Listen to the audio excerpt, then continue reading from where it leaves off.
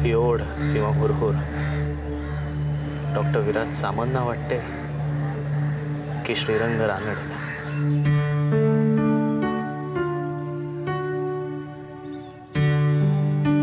कोणास ठाऊक. एक विचार, तुमचा पुनर्जन्मावर विश्वास आहे? काय झालं?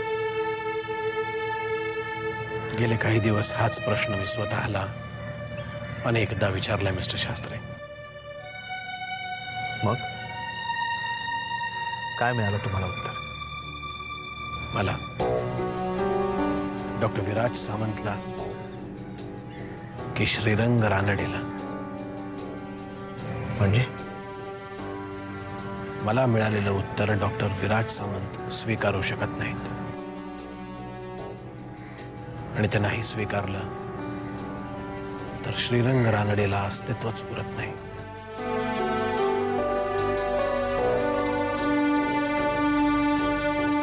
मिस्टर शास्त्री,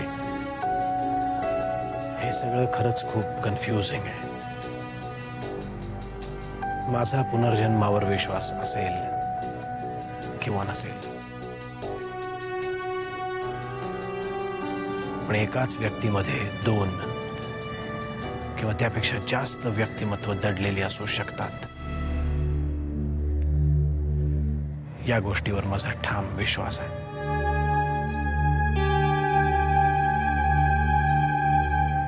शुभ्राला पार्वतीच्या आयुष्यातल्या घटना दिसतात, तशा तुम्हालाही श्रीरंगाच्या आयुष्यातल्या घटना दिसतात.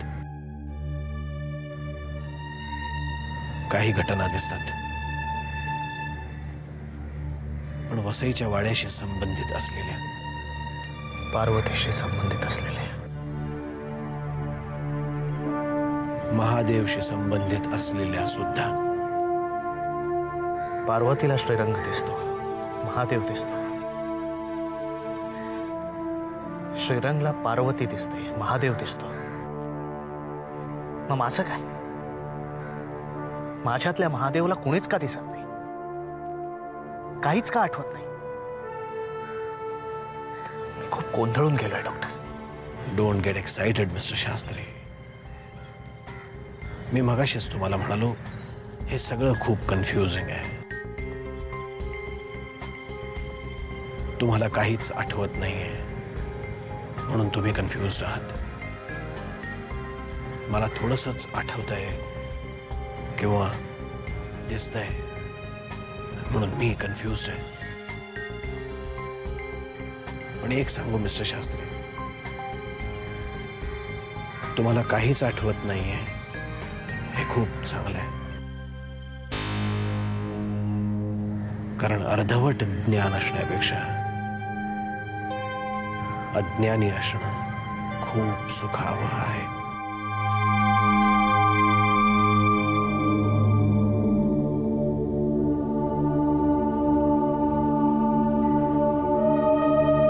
आपण याविषयी सविस्तर बोलू या माझ्या क्लिनिकमध्ये. निघू मी. Sure.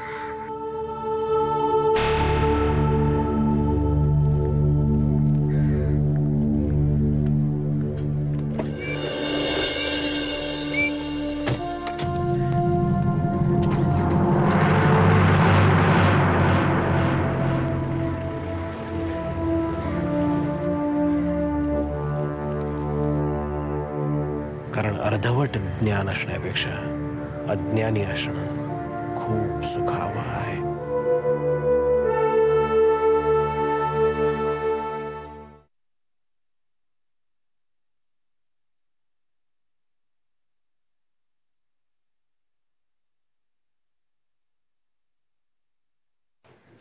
Excuse me please. Yes. या ना, 2 मिनिटं बसा ना. या ना प्लीज.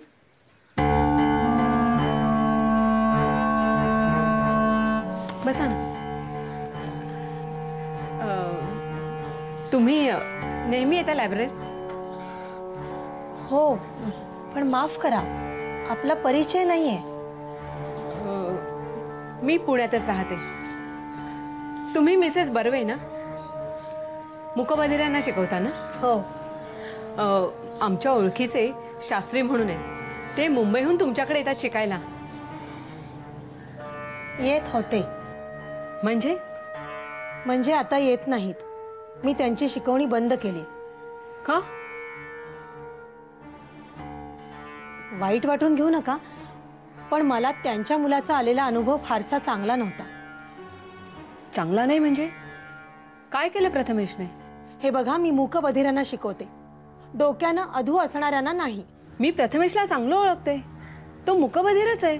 अहो, मी आजपर्यंत अनेक मूकबधिर मुलांना शिकवले, पण या मुलासारखा कुणी गळा नाही पकडला माझा. अहो, त्यानं माझा गळाच धरला, जवळजवळ हल्लाच केला माझ्यावर. काय सांगताय काय? I am sorry. कदाचित ते तुमचे नातेवाईक असतील, पण जाऊ दे. मला या विषयावर कोणाशीच काही बोलायची इच्छा नाहीये. येऊ मी थोडीशी घाईत आहे.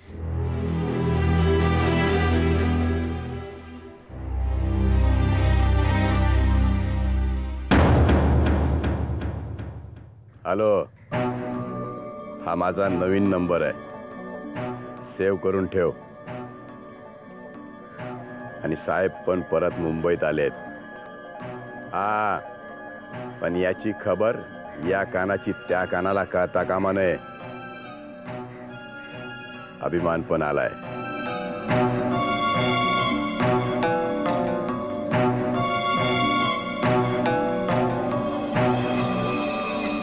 कस्टडीत आहे. साहेबांनीच त्याला पोलिसांच्या ताब्यात दिलंय. आता तेच त्याला बाहेर काढतील. आणि हे बघ तू, अरे सुटणार म्हणजे सुटणारच. जो खून त्याने केला नाहीये त्याची सजा तो भोगतोय.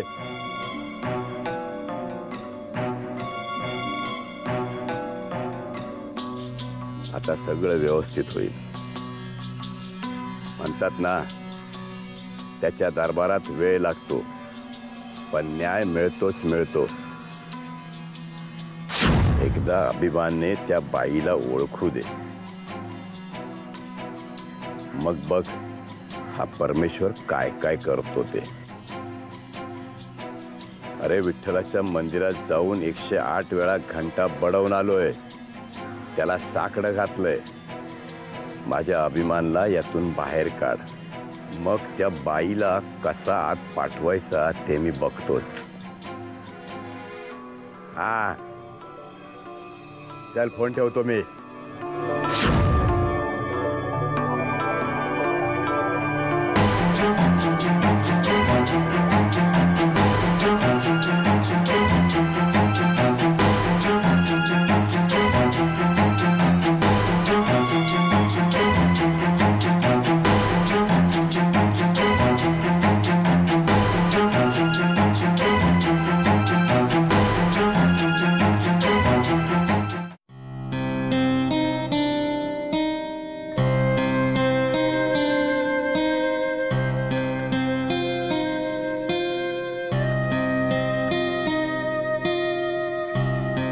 आज यायला उशीर झाला.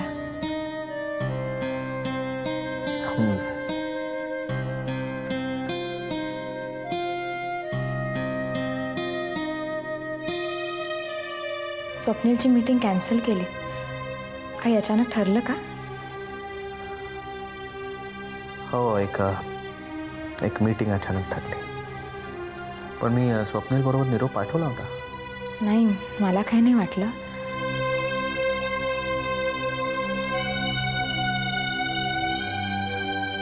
पण आई म्हणत होत्या, तुम्ही कुठे गेलायत हे मला माहित नाही असं सहसा होत नाही. मला कसनसं झालं.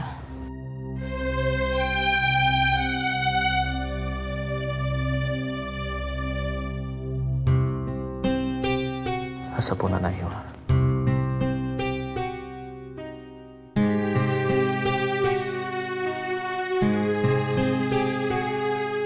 काय झालंय आदिनाथ?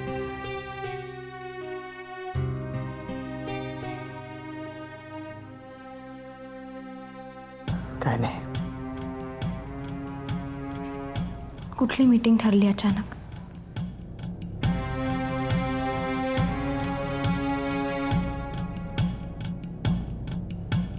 मीटिंग नाही, डॉक्टर विराज सामंत भेटले होते मला. काय म्हणाले? मीच त्यांना काही गोष्टी विचारल्या. हे असं का होतंय? मलाच माझा भूतकाळ आठवत नाहीये. तुला महादेव आठवतो, डॉक्टर विराज सामंतनाही महादेव आठवतो, पण मग माझ्याच बाबतीत असं का?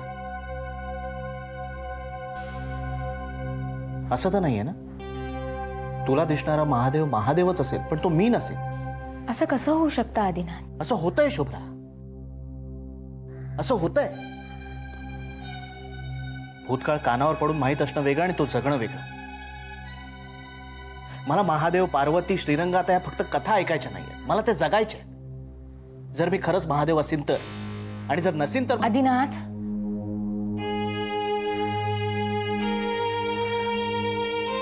आय एम सॉरी, माझा उगाच आवाज चढला. पोटात काही गेलं नसेल तर चढतो आवाज. नका इतका विचार करू, नाहीतर खरंच स्वप्नात येतील महादेव आजोबा. खूप चिडखोर होते ते माहितीये. तुम्ही हातपाय धुवा, कपडे बदला, मी पानं घेते.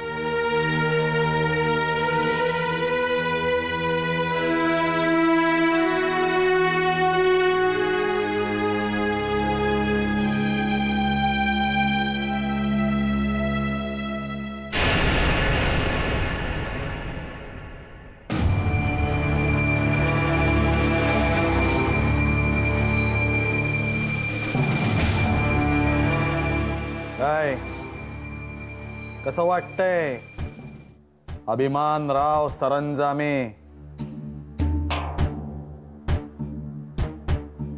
शब्द सुचत नाहीयेत का? कदात खीळ बसली? ए, तुझ्याशी बोलून राहिलो मी.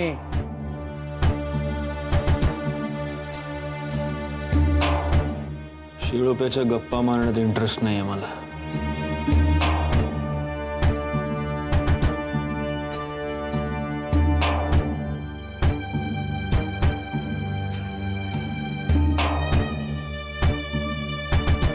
पोलीस स्टेशन मध्ये आहे बाळा तू. पकडून नाही आणलंय तुम्ही, स्वतःच्या पायानं चालत आलोय.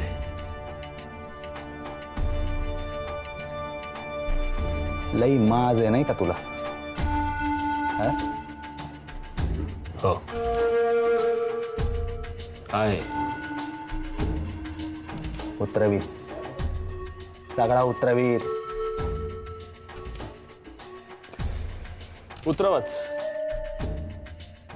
माझे बा तुमचा चांगला सत्कार करतील. ना उतरवा. ए, धमकी देतो तू मला? इथे तुझं विक्रांत भोसले नाहीये, वजलवार. वजलवारचं राज्य चालतं इथं. निवडून दिलं तुम्हाला कोणी? राज्याबिज्याच्या गोष्टी करताय ते नोकरात. सरकारी नोकर तसेच राहा.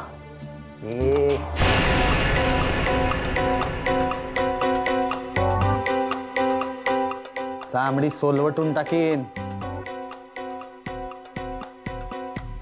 चौकशीसाठी लॉकअप मध्ये घेतलंय ना मला. माझ्या केसाला जरी धक्का लागला तरी तुम्हाला किती मोठा धक्का लागेल याची जाणीव आहे का वजलवार? कशाला उगाच तोंडाची वाफ वाया घालत आहे? मला शांत बसू द्या, तुम्ही पण शांत बसा. तुला अजून लई धक्के पचवायचेत, कळल? कळल?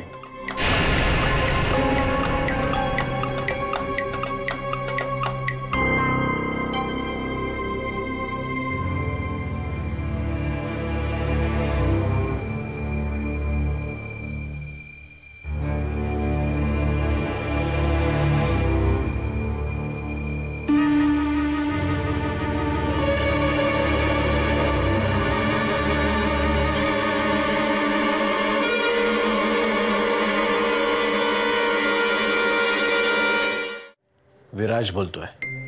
बोला. मी माझा शब्द पाळलाय. आला होता तुझ्या मित्राचा फोन. काय म्हणाला? ते महत्वाचं नाहीये. थँक्स. फोन ठेव का आणखी काही अपेक्षा आहेत?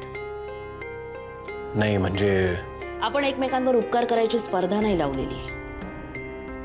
तू तिला माझ्याविषयी समजवलंस, मी तिला तुझ्याकडे पाठवलं. तू केस मागे घेतलीस. आता काय मी फक्त एवढंच सांगायला फोन केलाय की मी माझे कायदेशीर मार्ग बंद केलेत, कायमचे. त्याकरता थँक्स म्हटलंय मी. पिऊला तुझी ओढ होती, तुलाही तिला भेटण्याची इच्छा होती. तुझी इच्छा मी पूर्ण केली. मी विनंती केली ती तू ऐकलीस. प्रश्न संपला नाही का? येस. ओके, ठेवतो फोन.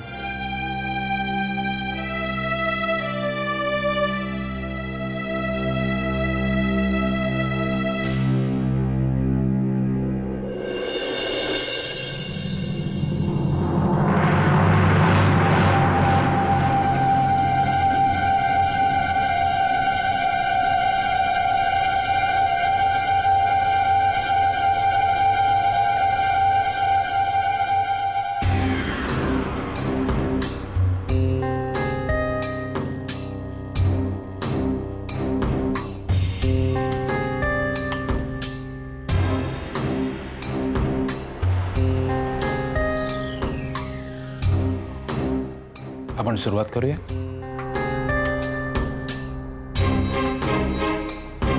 आधी तुझ्या मनातले सगळे प्रश्न, सगळ्या शंका, उलाढाली काढून टाकण्याचा प्रयत्न कर बघू. डॉक्टर, मनात इतके प्रश्न आहेत. प्रिया, मला माहिती आहे ही गोष्ट चटकन जमण्यासारखी नाहीये, पण आपण प्रयत्न करूया ना. हां डॉक्टर, त्या दिवसातला थांब. तू मला काही सांगू नकोस आणि मला काही विचारू देखील नकोस, कारण इथून पुढे तूच तुला प्रश्न विचारणार आहेस आणि तूच त्या प्रश्नांची उत्तरं देणार आहेस. फक्त प्रश्नांची उत्तरं कशी शोधायची हे मी तुला सांगणार आहे. डोळे बंद कर आता. शांतपणे तुझं सगळं लक्ष तुझ्या श्वासावर केंद्रित कर. श्वास मोजायचा प्रयत्न कर. डोळे जरी बंद असले तरी डोळ्यांची हालचाल असते, ती हालचाल सुद्धा संपूर्णपणे बंद कर.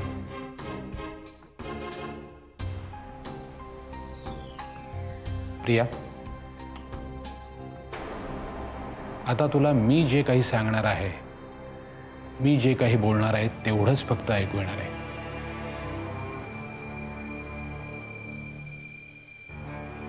आता तुझ्या मनामध्ये प्रश्न नाचतायत.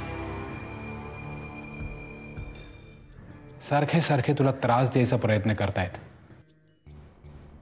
आणि तुला त्याचा त्रास होतोय.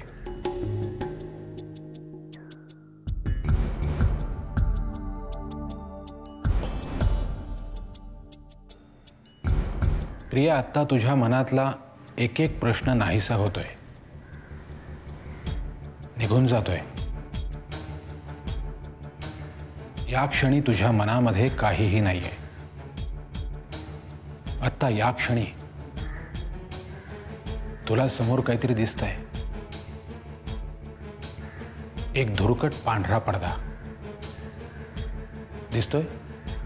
हां,